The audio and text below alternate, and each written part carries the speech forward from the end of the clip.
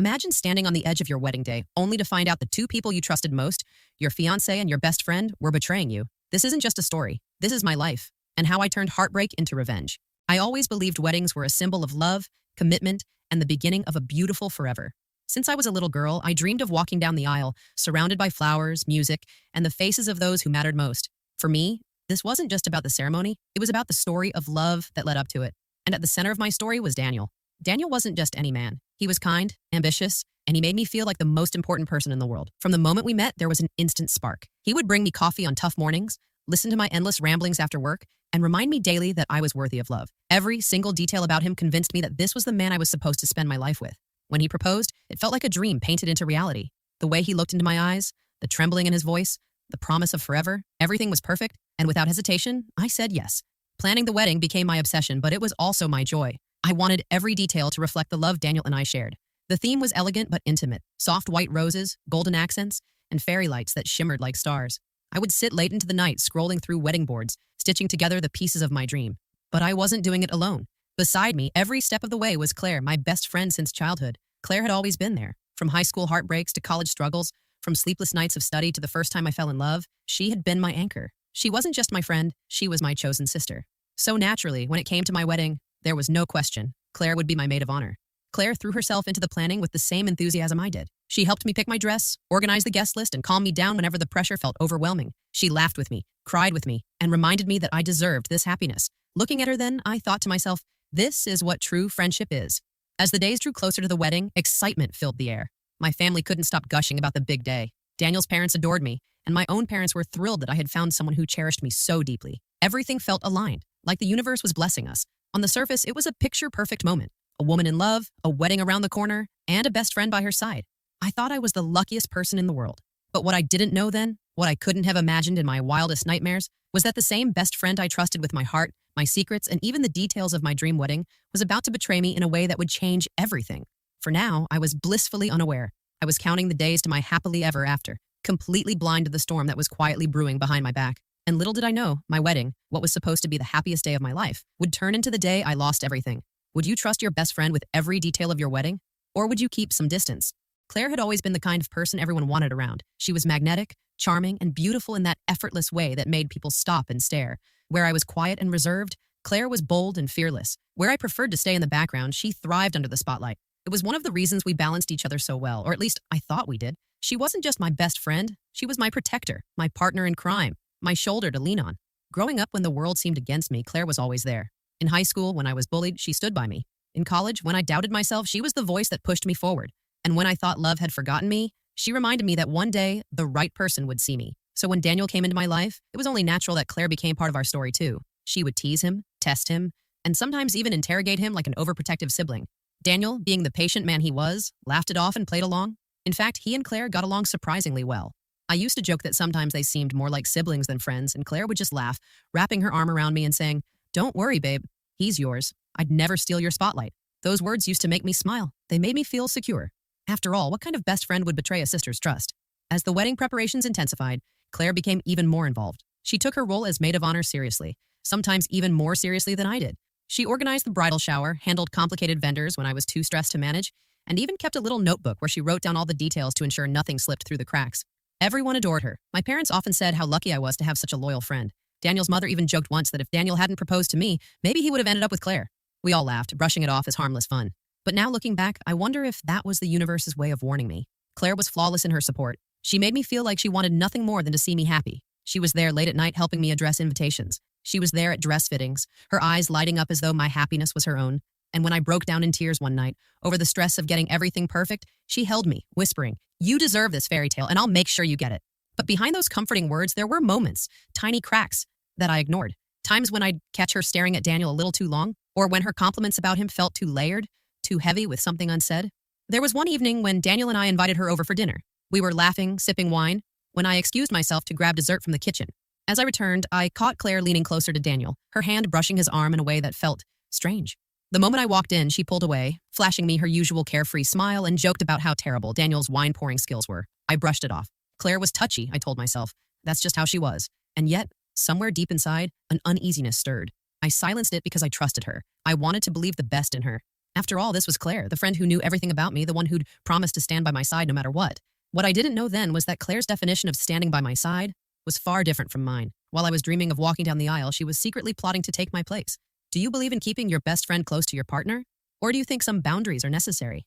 At first, I thought I was imagining things. Maybe it was just the stress of wedding planning, or maybe I was being overly sensitive. But slowly, I started noticing the little things, the ones that don't seem like much on their own, but when put together, form a picture you can't ignore. It started with the glances. I'd catch Claire looking at Daniel when she thought no one was paying attention. Not just friendly looks, but lingering ones, soft, searching, almost hungry. Daniel, for his part, never seemed to notice. Or maybe he pretended not to. Either way, I convinced myself it was nothing. Claire was my best friend. I trusted her with everything. Why would she ever... Number. I shook the thought away. But once doubt plants a seed, it grows. During fittings for the bridesmaids' dresses, Claire made a comment that struck me as odd. She stood in front of the mirror, running her hands over the fabric, and smirked. You know, she said, if I were the bride, I think I'd pick something with a little more sparkle. Something that really turns heads. I laughed it off. Well, lucky for you, you're not the bride. She chuckled too, but her eyes stayed on her reflection a moment too long, like she was picturing herself in my place. Another time during a group outing with friends, someone teased Daniel about being the perfect catch. Claire jumped in before I could respond, listing off all his qualities, his work ethic, his patience, even the way he made coffee in the mornings. Everyone laughed at her dramatic performance, but I felt a knot tighten in my stomach. How did she know so many of those little details? Some of those things I'd only told her in private. It wasn't just the words, it was her tone. She spoke about Daniel like she had memorized him, like she was rehearsing lines to a part she wanted to play. Still, I stayed silent, because admitting my fears meant admitting the possibility of betrayal. And betrayal from Claire was something I couldn't even fathom.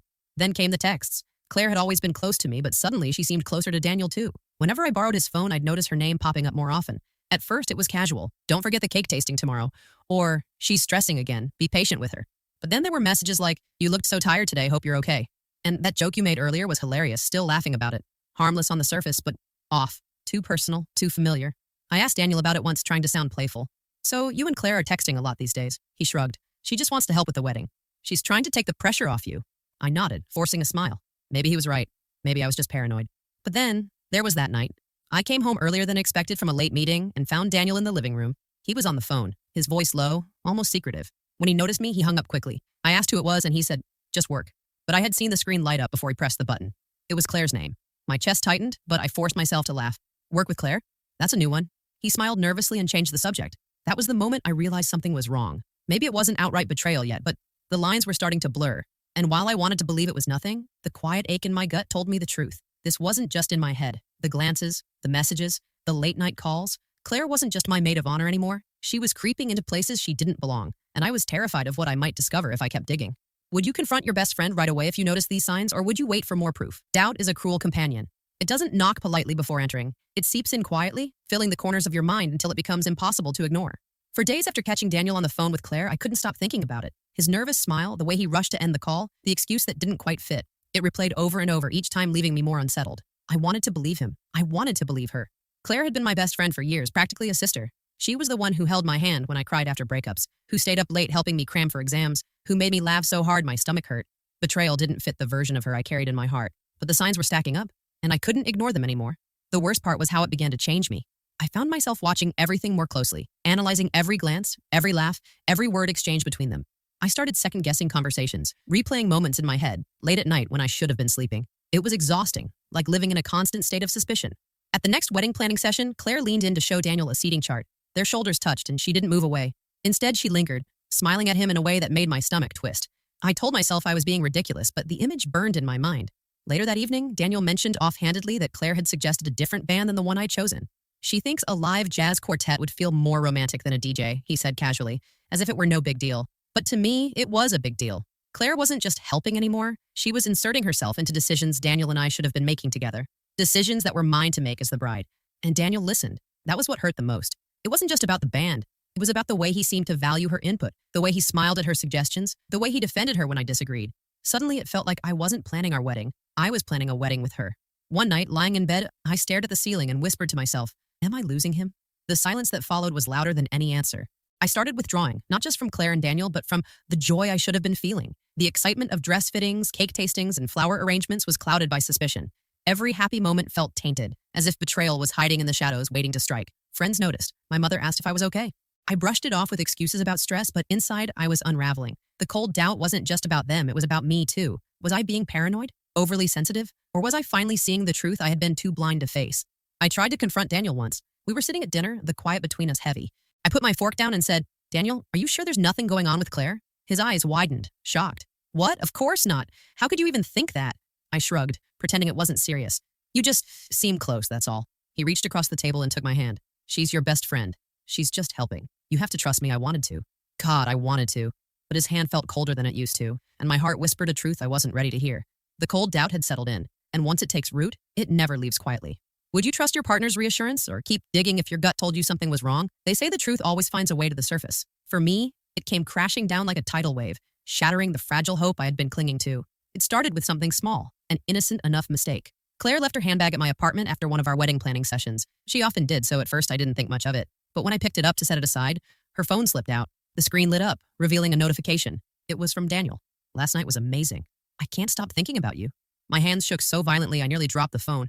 For a moment, I convinced myself it was a misunderstanding, a bad joke, a missent text, anything other than what it looked like. But then another message came in, as if the universe wanted to rip away my final shred of denial. We have to be more careful. She's starting to suspect the world around me blurred. My ears rang, and I felt like I was floating outside my own body. Every laugh, every touch, every strange glance between them, it all came rushing back like puzzle pieces clicking into place. The truth was there, staring me in the face, undeniable and merciless. My best friend, my fiancé, the two people I trusted most in this world. Tears burned my eyes, but beneath the heartbreak, a different fire began to grow. Anger, betrayal, a rage so deep it scared me. When Claire came to pick up her bag later, I forced myself to act normal. I smiled, handed it over, and even thanked her for helping with the wedding plans. She had no idea that her secrets were no longer safe. Watching her laugh, her eyes sparkling with the same warmth that had once comforted me, made me sick. How could she look me in the eye, knowing what she was doing behind my back?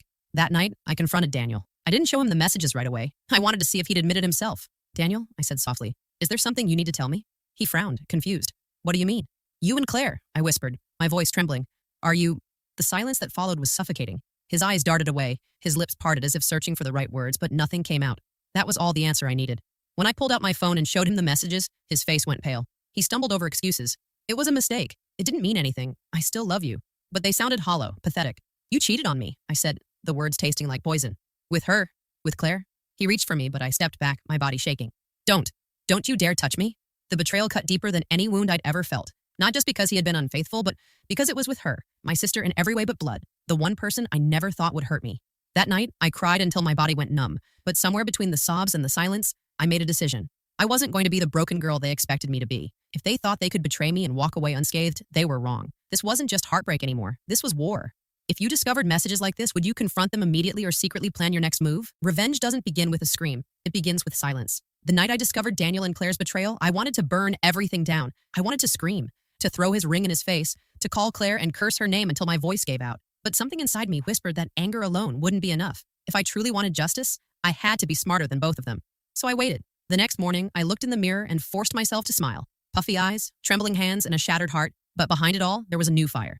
They thought they had me fooled, but now the game was mine to play. My first move was simple. I acted as though nothing had changed. When Daniel kissed me goodbye before work, I didn't pull away. When Claire called later to confirm bridesmaid dress fittings, I said I couldn't wait. Every word, every smile, every nod of agreement was a mask. I became an actress in my own life, and they were my unknowing audience. But behind the curtain, I was planning. I started documenting everything. Screenshots of messages, late-night calls, the times Daniel worked late, only to come home smelling faintly of perfume that wasn't mine. I knew their affair wasn't just about love, it was about audacity. They thought they could betray me and still keep their perfect little act together. They underestimated me. The more evidence I gathered, the calmer I became. It was almost empowering, carrying this secret knowledge while they went on pretending. At family dinners, I watched them exchange hidden glances, believing no one noticed. At wedding appointments, I caught Claire brushing Daniel's arm, accidentally. Each time I smiled, storing away their foolishness like coins in a vault. But my plan wasn't just about exposing them. It was about when and how. I wanted the truth to explode in their faces at the moment they least expected it, a truth so undeniable that neither could talk their way out of it. That opportunity came sooner than I thought. One evening, Claire suggested that we have a girls' night, just the two of us, like old times. My heart clenched at the thought of sitting across from her, pretending nothing had changed, but I agreed. If she wanted to play best friend, I'd play along. Over wine and laughter, she asked me how excited I was for the wedding. Her eyes sparkled, her voice soft and caring, as if she weren't the very reason my world was collapsing. That night confirmed one thing for me. She wasn't going to stop. She felt secure in her lies, safe under the guise of friendship, and that was her weakness. So I decided to strike the first blow. The next day, I accidentally left Daniel's phone unlocked on the kitchen counter after borrowing it to make a call. I knew Claire would text him, she always did, and when she did, I'd be ready. Sure enough, the message popped up while Daniel was in the shower. Last night was worth every risk. Can't wait to see you again. I snapped a picture, but I didn't confront him. Not yet. Instead, I tucked the evidence away and continued to play my role. Because the first move wasn't about destroying them outright, it was about control. And now, I had it. The pieces were falling into place. The mask was cracking. And soon, very soon, the performance would end. Would you play along like nothing happened to gather proof, or would you confront them immediately? By the time I reached the end of that week, my plan had taken shape. All I needed was the perfect stage, and life handed it to me on a silver platter. My mother called one evening, excitedly telling me she wanted to host a family dinner before the wedding. "It'll be so nice to have everyone together," she said warmly. Little did she know that dinner would become the battleground where masks would be ripped away. I agreed instantly, already calculating how to use the evening. It was perfect. Everyone in one place, laughter and trust in the air, just the right environment to drop a truth bomb that would leave Claire and Daniel gasping. But this wasn't just about exposing them. No, I wanted the sting to last, for them to feel the weight of their betrayal in front of those whose opinions mattered most. I wanted them stripped of excuses, their lies falling apart under the very eyes of the people they'd fooled. The night arrived faster than I expected. I dressed carefully, nothing flashy, but elegant enough to look like the picture of a bride-to-be. I wanted calm dignity, not the image of a broken woman. My heart raced as I stood before the mirror, whispering to myself, "Tonight, they'll see who you really are." At the dinner table, the air buzzed with chatter and clinking glasses. My parents beamed, excited about the wedding. My cousins teased me about married life. And across the table sat Claire, her hand brushing Daniel's under the table when they thought no one noticed. But I noticed. I always noticed. I kept my mask firmly in place, laughing, smiling, sipping my wine. Inside, I was coiled like a snake waiting to strike. At one point, my father raised his glass. "To love, trust, and family," he said warmly. "The foundations of everything we hold dear." The irony nearly choked me. Trust, family, love, words they had trampled on as easily as stepping on dry leaves. Claire leaned in, her arm brushing mine. "You must be so excited," she whispered, smiling sweetly. "Just a few more weeks until the big day." Her audacity made my blood boil, but instead of snapping, I smiled back. "Yes," I said calmly, "though I've been learning a lot about what love and loyalty really mean lately." Her smile faltered for the briefest second, but she quickly recovered. Daniel looked uneasy, shifting in his chair. Good. They could sense something brewing, but not enough to prepare. As dessert was served, I made my move. I raised my glass, drawing everyone's attention. "There's something I'd like to share tonight," I said, my voice steady though my pulse thundered in my ears. "Something important, about love, trust, and the people we let into our lives." Claire's fork clinked against her plate. Daniel froze mid-sip. I let the silence hang for just a moment longer before continuing. "It's amazing how betrayal hides in plain sight. How the people closest to you can smile at your face while stabbing your back. Isn't that right? Daniel, Claire?" The room went dead silent. My mother's brows furrowed, confused. My father stared, mouth slightly open. Claire's face drained of color. Daniel coughed, trying to mask his panic. I slid my phone across the table. On the screen was the picture of Claire's message. "Last night was worth every risk. Can't wait to see you again." Gasps filled the air. My mother's hand flew to her mouth. My father muttered something under his breath. All eyes turned on them. "My so-called best friend, my so-called fiancé." Claire stammered, It's not what it looks like." But the truth was already out, glowing on the screen for everyone to see. And for the first time since discovering their betrayal, I felt powerful. This wasn't the end. It was only the beginning. Would you expose the truth in front of everyone like this or keep it private? The silence at that dinner table was heavier than any storm I had ever faced. All eyes were locked on Daniel and Claire. Their carefully woven masks, the smiles, the charm, the lies, were unraveling thread by thread, and I wasn't about to let them stitch it back together. Daniel was the first to break. He slammed his glass down, forcing a laugh. "This is ridiculous," and he said, his voice shaking even though he tried to sound calm. "It's just a misunderstanding. Claire and I, we were joking around, nothing more." Joking? That word burned through me like acid. Did he really think so little of me? Did he really believe the people at that table were so gullible? I leaned forward, my voice low but sharp enough to cut. "A joke? Is that what you call sneaking behind my back? Is that what you call late-night messages, secret meetings, and stolen touches when you thought no one was watching?" Gasps rippled through the table again. My mother whispered, "Oh my God." Claire's eyes brimmed with tears as she shook her head frantically. "It's not like that. I swear it's not." "Don't," I snapped, my tone colder than I'd ever heard it myself. "Don't insult my intelligence, Claire. You think I didn't notice? The glances, the excuses, the little slips. I've been watching you both for weeks. I know everything." The tears spilled down her cheeks, but whether they were from guilt or fear, I couldn't tell. Daniel reached for my hand across the table. Desperation etched across his face. "Please don't do this here. Let's talk about this privately." I pulled my hand back as though his touch was poison. "No, this is exactly where this conversation belongs. In front of the family who thought you were loyal. In front of the people you lied to just as much as you lied to me." The room was thick with tension. My father's face was red with anger, my mother's with grief. My cousins looked stunned, exchanging horrified glances. Claire buried her face in her hands, her voice muffled between sobs. "I didn't mean for it to happen. I didn't mean to fall for him." The words hit like a dagger, not just for me, but for everyone at that table. Fall for him. She admitted it. Daniel's head snapped toward her, his face pale. "Claire, stop." But it was too late. The truth was out, raw and undeniable. I stood slowly, feeling taller than I had in months. "Do you hear yourselves?" I said, my voice trembling, not with fear, but with righteous fury. "You betrayed me. Both of you. And you didn't just betray me, you betrayed this family. You spit on love, on trust, on everything we stood for. And for what? A secret fling you thought would never be discovered? Daniel's shoulders slumped. His mouth opened, but no words came out. Claire sobbed harder, the sound grating, pathetic. For a moment, the only sound in the room was the quiet clinking of cutlery being set down. One by one, as my family tried to process the devastation playing out before them, I took a deep breath, my voice steady and resolute. I will not marry a liar. And I will not keep a friend who thrives on betrayal. Whatever future you thought you had with me ends tonight. Then I turned to my family, my eyes burning but clear. You wanted a toast to love, trust, and family? Then let this be a reminder. Without honesty, there's nothing worth celebrating. And with that, I set my napkin down and walked out, leaving Daniel and Claire drowning in the mess of their own making. But I wasn't finished with them yet. No, this was only the beginning of their true punishment. If you caught your fiancé and best friend betraying you, would you expose them and walk away, or make them suffer first? Walking away from that dinner table wasn't the end, it was the spark. They thought the embarrassment that night was the worst of it, but I knew better. Public exposure was just act one. Revenge, real revenge, had to be personal. It had to hurt where it mattered most.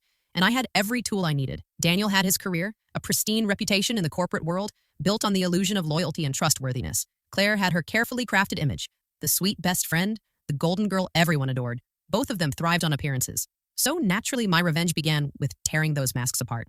The first step was subtle. I gathered every screenshot, every incriminating message, and I made copies. I didn't release them online, not yet. Instead, I sent them privately to people who mattered most in their lives. Daniel's boss received an anonymous email, complete with time-stamped proof of his after-work activities. Claire's family got their own package, a carefully curated selection of her texts dripping with deceit.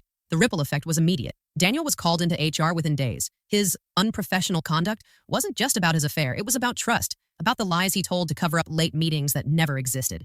His spotless image crumbled. Claire's family, once proud of her, suddenly looked at her with disappointment, whispers replacing their usual praise. But I wasn't done. When our wedding venue called to confirm final details, I calmly explained there would no longer be a ceremony. Why? The planner asked gently. I smiled to myself as I replied, because the groom is better suited for the maid of honor. The silence on the other end was delicious. Soon enough, word spread among friends, extended family, colleagues. Whispers turned into gasps, gasps into stories, and stories into truths that neither Daniel nor Claire could outrun. They weren't just betrayers. They were now a scandal. And while their world collapsed, mine began to rebuild. I focused on myself, my work, my passions, my peace. But I won't lie. Watching them squirm brought me a satisfaction I hadn't felt in months. The final act came when Daniel, desperate, tried to win me back. He showed up at my apartment late one night, eyes hollow, suit wrinkled, his confidence shattered. Please, he begged. It was a mistake. She meant nothing. We can fix this? I looked at him for a long moment, studying the man I once thought I would spend forever with. Once, his voice could melt me. Now it only disgusted me. I stepped aside, letting him see the packed boxes by the door, not mine, but the last of his belongings I'd decided to return. Fix this? I said coldly. Daniel, you didn't just break us, you destroyed me. And then you expected me to pick up the pieces while you played house with Claire behind my back. That's not a mistake. That's a choice. And you don't get to choose me anymore. I handed him the final box. Inside, sitting neatly on top, was the engagement ring he once slipped on my finger. Only now, it felt like a mockery. His face fell as he realized it was over, truly over. And as he walked away, shoulders slumped, I felt lighter. Not because I hurt him, but because I finally reclaimed myself. Claire and Daniel had each other now, but their relationship was poisoned, born from lies and betrayal. And deep down, I knew they would never escape the shadow of what they had done. That was my revenge. Not just exposing them, but ensuring that their love story would forever taste like ash. If someone betrayed you, would you prefer to quietly move on, or make sure they faced consequences first? The night I closed the door on Daniel, I felt something I hadn't in months. Peace. It wasn't explosive or dramatic, just a calm, steady certainty that the storm was finally passing. For so long, I had been consumed by their betrayal, every thought and every breath laced with anger, hurt, and disbelief. But now, with the truth out and the mask stripped away, the burden was no longer mine to carry. It was theirs. The days that followed were strangely quiet. My phone no longer buzzed with lies disguised as working late excuses. Claire's endless check-ins, her fake laughter, her carefully worded compliments, they were gone. Silence replaced the noise, and in that silence I found clarity. I began to reclaim myself. I dove into my work with fresh focus, not as a distraction, but as a choice. My career, my dreams, my passions, they had been placed on hold while I built a future with someone who didn't deserve me. Now I poured that energy back into me, and with every step forward, friends I hadn't seen in months invited me out, and for the first time, I said yes.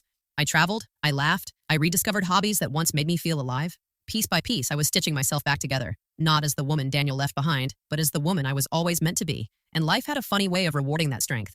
One afternoon, at a networking event I almost didn't attend, I met someone new. His name was Ethan. He wasn't flashy, he wasn't perfect, and he wasn't trying to impress me. He was simply kind, genuine, and attentive. For the first time, I didn't feel like I had to perform or prove my worth. I didn't fall into his arms overnight. Healing doesn't work that way. But slowly, cautiously, I allowed myself to open up again. Not because I needed someone to save me, but because I realized I was already whole. He was simply a reminder that love, real love, isn't built on lies. As for Daniel and Claire, I heard whispers through mutual acquaintances. Their relationship, built on secrecy and deceit, quickly began to rot. Trust was impossible when both were guilty of betrayal.